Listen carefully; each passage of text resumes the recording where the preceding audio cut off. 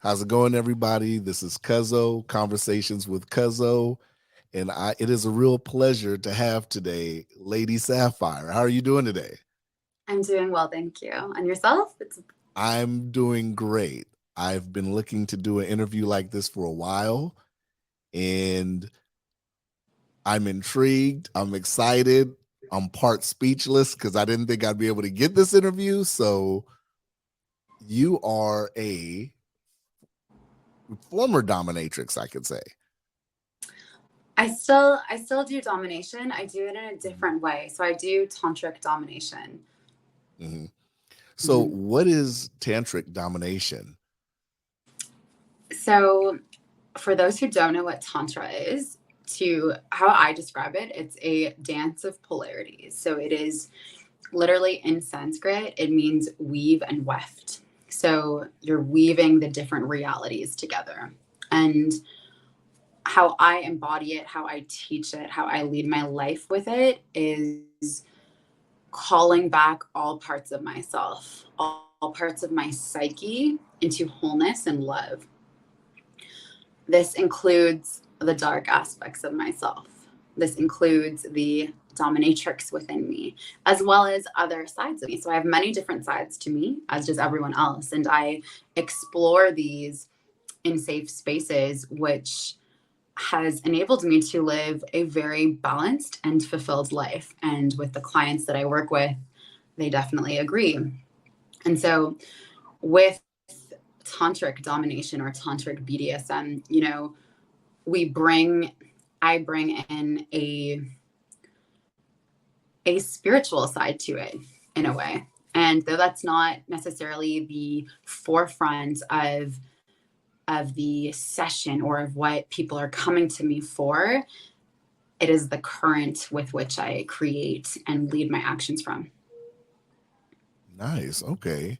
So, what made you get into the lifestyle of this? How did you first get introduced? Honestly, years ago, when I was in my early 20s, I had a friend who actually told me that she had met someone who reminded her of me. And this woman was a yoga teacher and a dominatrix. And I remember then I thought, oh my God, no, no, no, like that's not me. But deep inside, I thought, okay, like that turns me on. That feels hot. And I denied this aspect of myself for quite some time and had a lot of shame about it. Thought, what does this mean? Do I hate men? Am I an angry person? What the fuck is going on? And then I was dating this rock star, and we were at this sex party in Hollywood Hills, and there was a dominatrix in one of the rooms, and I confided in him that I was really into that. And he said, do you want to go in there? And I said, no, no, I'm still not ready. And then fast forward another few years, I had broken up with a boyfriend, and I thought, fuck it, I'm going in. Like, I'm going into the dark. And essentially, like, I started calling it in. I started reading a lot of articles, and then I started doing a lot of online courses and working privately also with other dominatrixes. So I've been studying it quite intensely for the last 2.5 years. And now have lots of dominatrix friends and submissive friends and have practiced a lot and yeah, have been studying a lot. So, how was your first session? Were you like really nervous during your first session? No. Oh, really? And yeah, I mean, yeah, yes and no. Okay, yeah. So maybe a little bit. No, in the fact that I also teach tantra and I'm very comfortable with who I am, with my choices, with my body, with engaging in intimate spaces with people. So, on that level, no, it's a piece of cake. People come to me weekly to work with me, for years. Um, I was though for the first session, yeah, a little nervous because with domination, it's like the antithesis of tantra in a way as well. Like though I'm blending them, but as I said, it's not really at the forefront of what I'm doing. So in a tantra session, I don't uh, humiliate someone, or I don't say the thing Mm, that will trigger them on purpose. You know what I mean? Like that's mm, not the goal. We don't do that. Or if you think about a normal sit therapy session, there's just certain things you don't say. You take a deep breath and you go, okay, thanks for sharing. And in domination, it's like, we don't do that. You know what I mean? So it's just a whole different edge to it. But it's interesting because actually the first official session where I got paid, this man had flown from Seattle, so from a different country and across the continent to work with me. And he actually heard my voice in a podcast, and I wasn't even advertising domination. And he just said, I need to work with you. And we had an exploration call. And I thought, this man needs to learn how to surrender. And then he flew in to work with me. So it just felt like God, the universe, was saying, yes, you need to do this, because I didn't have an Instagram then, didn't have a website, was just starting out. So that's got to make you feel good. I mean, that's like a power, like, what's the word I'm looking for? Like a power vibe, right? Oh, absolutely. Wow. So Yes. you have your own dungeon, or you have like a specific place that you work out of? So I work out of other dungeons, and in the beginning, I have a space dedicated in the house that I live in that we call the temple. And so I do sessions there as well, but now it's mainly in dungeons. So there's a couple dungeons that I work out of in Toronto. And then when I travel, it depends on the space. I also do online domination. So, I can be anywhere. So what's the difference between the online aspect and then the in-person aspect? So online is very psychological, which is also an element of it that I really enjoy, because it gets deeper, right? We know that the subconscious is like the bottom of the iceberg, right? This realm that we see and that we observe is just the tip of it. And same with domination. I don't need to hurt someone physically for the majority of a session. That's not my personal interest. And what really gets people is the psyche. What really gets people to release, to let go, to drop everything, to just like love it so much, is in the psyche. And it can be in physicality as well, but it just goes to a deeper layer, essentially. So, with online domination, you can manipulate them. You can also do things where you get them to bondage themselves, with rope or with handcuffs, or like that they can obviously get out of as well. Or do you think like they can slap themselves, they can do different positions that you put them in. You're just controlling them essentially. And yeah, it's just different. So they can get out of it then. Yeah, it's like certain things, it's like very, very subtle. It's like, it wouldn't be like full handcuffs, you know what I mean? But it's like, you could be like, put this around your wrist so you kind of feel that you can't move, or take off all your clothes and spin around, or dance for me funny, or make a weird sound. Like, you can do subtle things that are, quote, gentle, but that also get people into subspace, or you can like it really depends on the style that the individual is also seeking as well. But the intention, at least for myself in the beginning, is people need to, especially when it's a new client, need to trust and surrender. So there are definitely people who kind of want to fight back, and I have zero tolerance for bratty behavior, and I state that, on my Instagram or on my website. If you're here for me to prove something, I don't need to prove shit to you. So you're coming here because you're ready to surrender to me. You're ready to serve this goddess and me only. And at the same time, in the beginning, when you're meeting someone new, even if you're having a conversation with someone new, you might not divulge all of your secrets or your deepest, sweetest essence of yourself with someone in the first 5 minutes. You're easing in. So same with online domination. I get people to move and do a lot of movement with their body, because when we do movement with our body, we get out of the mind. If someone's just come from work, they've just come home working all day, they're in a stressful job. If I then immediately start doing some psychological shit that they're not ready for, because they're still thinking about work or their bank account, or that they need to do this and this and this. So then we do different practices, which also brings in the physical elements of domination, like impact play when you're doing an in-person session, but that really just get people to the present moment. And then you can go deeper from there. Nice. That's deep. So, I mean, clientele wise, I mean, are these generally like single men? Are they married men? Is it mixed? Yeah, I would say it's a mix, you know. I'd say it's a mix. So far I've had more single men come to me, Hmm. and it's also not my really I don't always ask the details of someone's Right. lives, Right. and that might come up after built in trust, but so far the majority has been single men and women though. Really? Hmm. Wow. So what's that like? I mean, because I can't imagine Yeah, like a woman really seeking out like, I mean, maybe I'm just thinking traditionally, but a woman seeking out a woman for dominance like that, and actually she's paying. So yeah, what right. is that like? Yeah, so it's definitely different than it is with men. I treat women different than I do Hmm. treat men, in these sessions.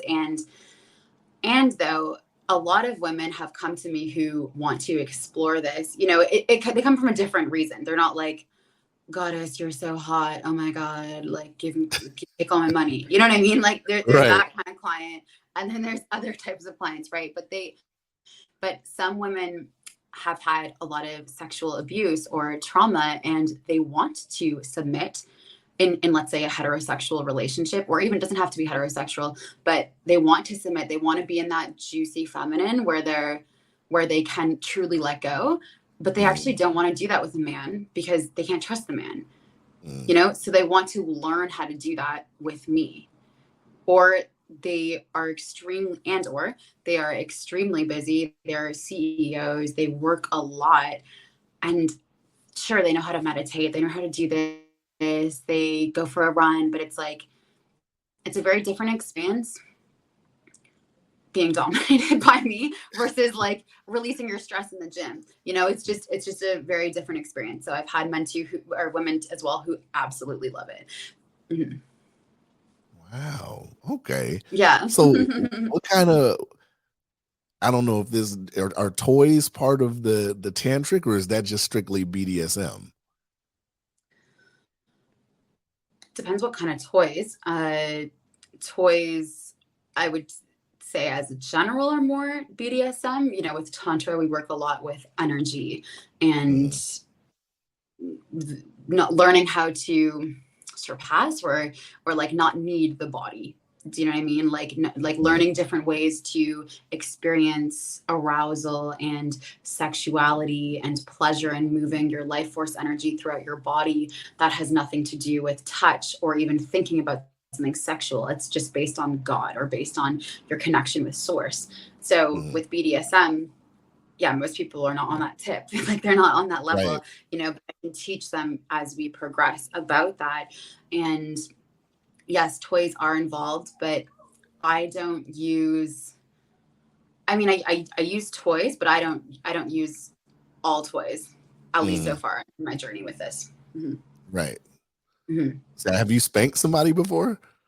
Of course. What kind of question is that? What do you mean? I what is that like? Is it like a wooden paddle, or I know I I mean, could get a I have laugh out of different you at toys. least? No, I Yeah. got different toys. Yeah, like, Mhm. yeah, there's paddles, there's crops, floggers. I've used a long stick when I was doming someone in a park, my hand as In a well. park? Public Hmm. park? A public park. Wow. And Yeah. nobody said anything, or was it like nighttime, or No, it was the middle of the day, and I tied this individual up to a tree, and we weren't on the main path, but you could see slightly down the hill the main path. So if someone looked up the hill, they could see him tied up. And then each time people would come, I would hide behind a tree so he would be exposed. And yeah, and he was and then naked?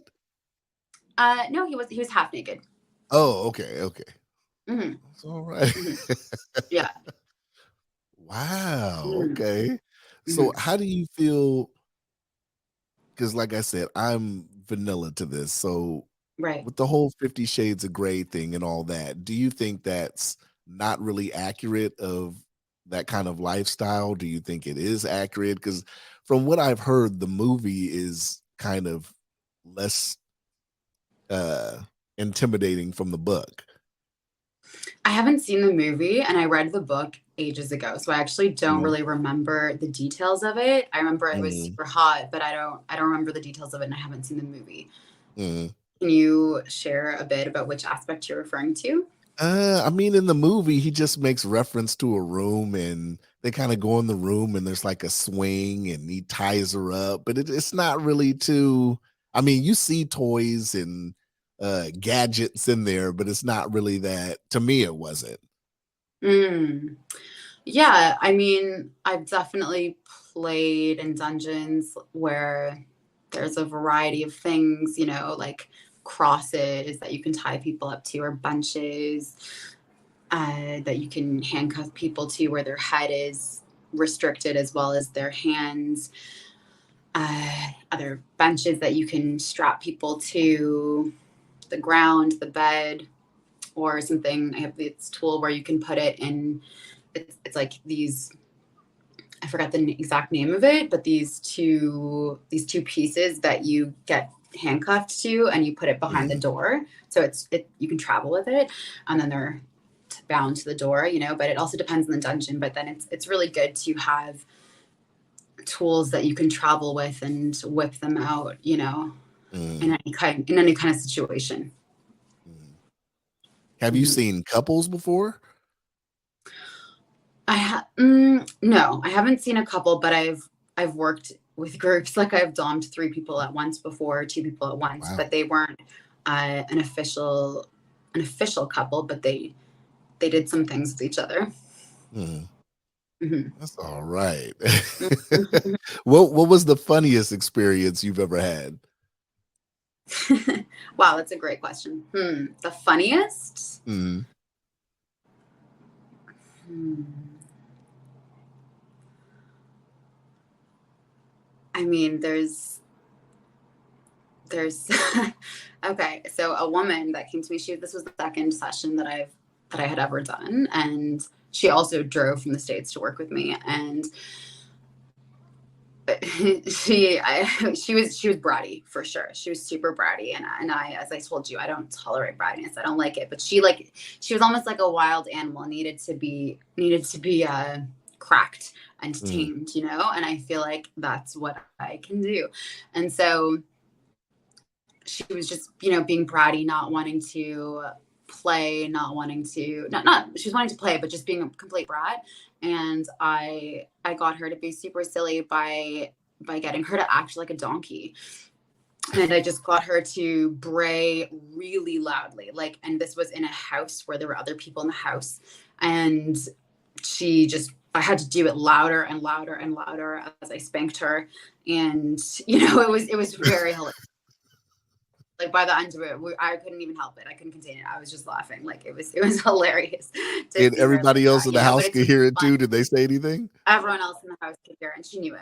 And I would say, you hear all these people listening to you right now, like, but with that one, I was really helping her to, in a different way, in a sadistic way, to step out of her comfort zone and to speak her truth, because she had come to me saying that she was really blocked in her throat chakra and had all this shame there. So then I would get her to face her fears by doing absolutely ridiculous, embarrassing things. And though I would humiliate her, towards the end, I would connect her to fuel with her self-love, Mhm. in that, and bring that into it. And it was really beautiful. She, started having tons of orgasms afterwards, and like her life force energy awoke so much. And she was just sitting there rolling in orgasms as was using another tool on her. It's all right. And that was Hmm. the funniest. So what was I don't want to say interesting. What was one that well, that was one that made you that was funny. What was one that kind of shocked you that you didn't expect? Mm. Hmm. Well, I mean, the one where I domed 3 people at once, It literally happened within 10 minutes. You know, I was in my house, and then two people came over and they said, we want a session with you. Like, it was like two friends who were friends with my person I was living with at the time, and they were hanging out. And then I was literally like about to go to bed, you know, relaxed in my sweats. And then I come down, say hello, and they go, we want a session with you. And I go, when? And they go, right now. Is that possible? And if this was a stranger, I would say absolutely not. Like, you have to give me 24 hours in advance, of course, you know, but they wanted it, and they're like, yeah, let's go. Like, well, like, can you give a session right now? And I just said, okay, give me a minute. Just go upstairs, pee. And I just like did the whole session in my sweats. I just donned them all. So much fun. It was so much fun to just switch like that. And I think that's a really, really fun thing to do, which I've learned over the years how to do this, because I've been a performer my whole life, and just being able to just get into the essence of it and just be in my sweats and being like, and just like knowing how hot I look. Like, I don't need to dress up to be a dominatrix. You know, I don't need to dress up to get someone slobbering on their knees, begging to look at me.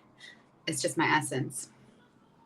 Now, as far as the wardrobe, is that something that they request? Is that an outfit you pick? How does that work as far as the sessions with the outfits? People buy me things that's beautiful, appreciated, and at the end of the day, I choose what I want to wear, because this is really about actual surrender. There's a difference between service tops and a dominatrix. You know, a service top is someone who does, like, the sub pays or doesn't pay for someone to dominate them, but it's exactly what they want. And if you actually want to surrender / be in my presence, you're not, like, you're gonna do what I want within the boundaries. You know, I'm not going to cross your limits or anything like that, of course, but it's like, I call the shots. That's all right. And you've made a lot of bank Yeah. doing this, huh? I'm getting there. Yes. Like, I've just started doing it in the last 6 months, but it's pretty great how, like, the money can roll in, you know. But it's interesting about the service top energy. I had this man come to me a couple weeks ago, and he wanted to, like, also a big part of what I do this for is about reparations. And he was an older white man who wanted to serve me. And, you know, he said, oh, I'm all about serving a powerful Black dominatrix. I want to give you all my money, Nice. etc. Yeah, it was great. Except, though, he was looking for more of a service top. And I just thought, this is some lame ass reparations. You're dictating, you're asking, you're telling me what you want, which A, is not okay. And you're just expecting it's going to happen. Like, this is some bullshit reparations, you know? And again, I'm not okay with that. If you're actually wanting to serve, and you're wanting to serve Black people, which, you know, I'm a Black woman, expanding this power, seeing a Black woman on top and actually learning how to surrender to a goddess, then you're not going to be demanding certain things. And, you know, at first it was fine. You know, I'd just get on a call, like, dressed super normally, and I'd just tell him to open his bank account, and he'd just send me the exact amount that I requested for. I didn't do anything to him, you know, like, just watched him open the bank account. He screen shared, and he sent me money. And then after a while, it became, well, goddess, can you do this? Or, goddess, I'm ready for this next. And I said, slow down, chill. Like, I'll dictate when this is happening. And then he just kept pushing it. And I just thought, this is bullshit energy. You know, I'm not here for that. Yeah. Yeah. I mean, are there a lot of white men that look for that, the powerful Black goddess vibe? Yes. I think so. Absolutely. I mean, that's who comes to me. Yes. I'm not sure what it's They like come for white specifically. dominatrix. They say that off the get go. They say that. Not everyone. Not everyone says that off the get go, though some do. This person did, like, from the get go. I want to serve a Black goddess. And I mean, I get it. Who doesn't? Yeah. It's all right. Yeah. So, what do you think the future holds? I mean, is this something that's going to continue? I think you mentioned earlier we're going to change it up a little bit. What are you looking to do? Yeah, I'm going to, change my name and gonna do some different changes to my website and my Instagram and such. Though, yes, I'm gonna continue doing this. I will be going to the States. I've already gone to the States and worked there, and I I'm gonna continue doing this. I mean, it just feels really right in my body, and I know I'm doing a service by doing this work. Nice. Hmm. What do you think about the States? You come to the States pretty often. What do you think? That's a loaded question. It depends. What do I feel about what the politics in there or the uh in black people general, dying visiting. there? Yeah. Yeah, just in general. Okay. In general, I mean, the States has its perks and it has Mhm. its downfalls, but the States has a lot more creativity and drive. And I mean, there's so many more people than Canada. So there's a lot going on there. So I enjoy traveling to the States quite a bit. You have a favorite place you've been so far in the States? I love LA and New York. Nice. Hmm. The Yeah. shopping in LA? I mean, and in New York, it's pretty great. And the Mhm. culture, though, I like going out and seeing live shows, live music, art galleries. I love the nature in LA as well. And the shopping's great. It's just kind of the best of both worlds, which is what I love. Nice. Very Hmm. nice. I've never been to Canada. I've always wondered what's Canada like? Is it similar to the US or Yes, it's similar and it's different, though. I can always tell when I land in the States just by the energy and the people there. People are definitely more, quote, rough in the States than Mhm. here. Uh, in general, people are a lot more fit in Canada. Like there's a lot of Mhm. obesity in the States, and you can feel that just in any airport in the States. And it's safe here.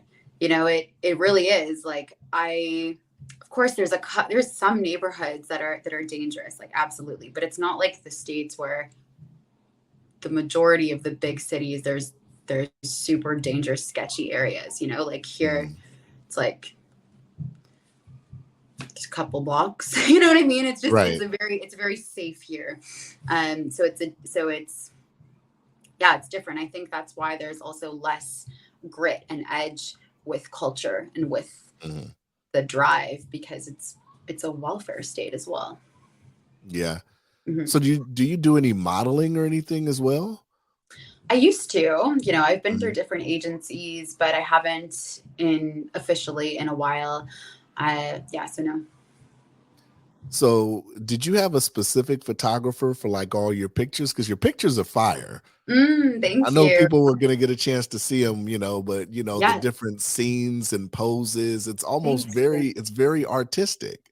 Thank you. Yes, I've directed them all. So I'm a creative director. I'm also an artist and in my other life.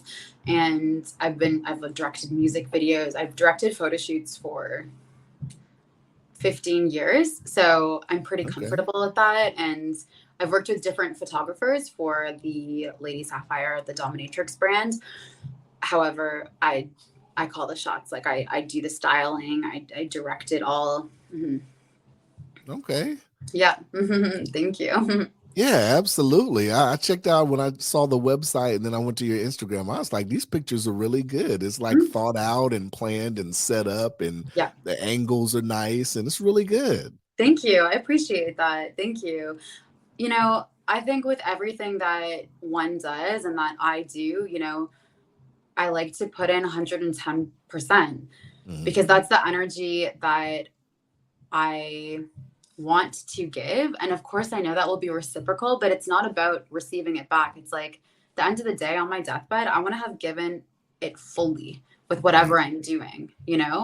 And I just think that's important to do in life, whatever task you're doing, whatever project you're doing, like let's go full in. Okay. Hmm. All right. My final question, it might be a weird one. I don't know if you want to answer this though, but if you're in a relationship, would you prefer to be the dominant or the submissive? Mm. So depends on the relationship. And This has been a liberating expansion in my study of kink and seeing how there can be so many different types of relationships. You know, in the majority, I'd say I'm a switch. And so I also like to be more submissive, but not an actual sub, but Mm-hmm. more submissive in my feminine energy with my intimate relationships. However, in the last year, I remember I was doming someone, and it was the first time that I actually was attracted to my sub. And I felt, wow, okay, I'm seeing how lifestyle dom is a thing, you know, and it nothing happened. Like I didn't want to actually explore it, you know, but just the Mm-hmm. idea of, oh, okay, I can see how this can be attractive, and I can see how lifestyle domination works for some people. And really, I think it's about the energetic frequency between each individual. You know, I've met men in my life who I was super submissive to, and then other men I'm like, yeah, right, like fuck that. You know what I mean? And it just Right. depends. And there's different frequencies that people generate within you. It's like a chemical reaction. Okay. Well, I appreciate you coming on. I mean, is there anything you want to plug? Where can people find you at? Where can people follow your journey? Yes, thank you so much. It's been a pleasure Mhm. talking to you. So you can check out my website, which the name will be changing soon, but for right now it's ladysapphire.com. And that's with two eyes, the sapphire. And same with my Instagram and my Twitter. It's Lady Sapphiire, Lady.Sapphiire with two eyes. And I also have an OnlyFans. You can check that out and message me when you're ready to serve me. Well, all right. This has been an amazing interview. I got Beautiful. one off my bucket list.